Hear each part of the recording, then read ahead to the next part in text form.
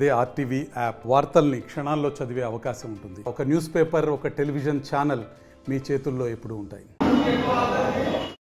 2019 సార్వత్రిక ఎన్నికలు జరిగినప్పటి నుంచి జగన్మోహన్ రెడ్డి అధికారంలో వచ్చినప్పటి నుంచి రాష్ట్రంలో విధ్వంసక పాలన అదేవిధంగా విధ్వంస పాలన స్టార్ట్ చేశాడు.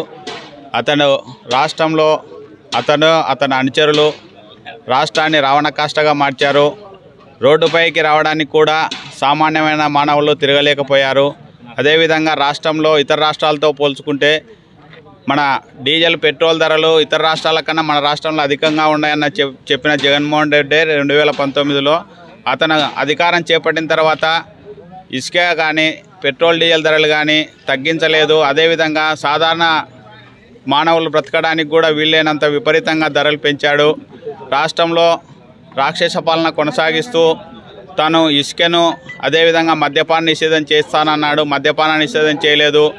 విపరీతమైన డబ్బులు తాడేపల్లె ప్యాలెస్కు చేర్చుకొని రాబోయే కాలంలో ఇప్పుడు జరిగే 2024 ఎలక్షన్లో ఆ దాచుకునే డబ్బునంతా విపరీతంగా పంచి నేను మళ్ళీ ఎలక్షన్లో గెలుస్తాననే ఊహలో తేలియాడుతున్నాడు అతను.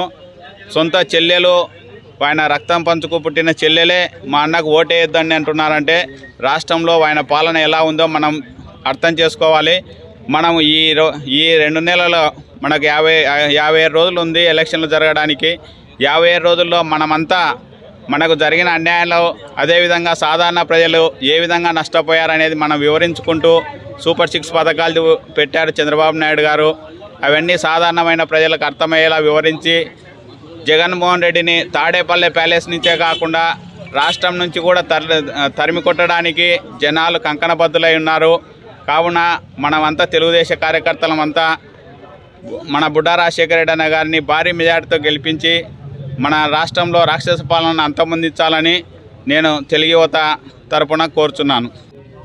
జగన్మోహన్ రెడ్డి యొక్క రాక్షస పాలన అంతమై ప్రజలు స్వేచ్ఛగా వచ్చే 45 రోజులు ప్రశాంత జీవితాన్ని గడిపి ఈ రాక్షస పరిపాలనకు అంతమొందించడానికి ప్రజలు సిద్ధంగా ఉన్నారు. జగన్మోహన్ రెడ్డిని ఇంటికి పంపించడానికి సిద్ధంగా ఉన్నారు. తన సొంత చెల్లెల్ని ప్రజల్లో అతని యొక్క రాక్షసత్వాన్ని ప్రజలకు వివరించడం జరుగుతుంది. ప్రజలు గమనిస్తూనే ఉన్నారు. జగన్మోహన్ రెడ్డి యొక్క రాక్షస పాలన అంతమై ప్రజలు ఇవ్వడానికి సిద్ధంగా ఉన్నారు, తీర్పు ఇవ్వడానికి సిద్ధంగా ఉన్నారు.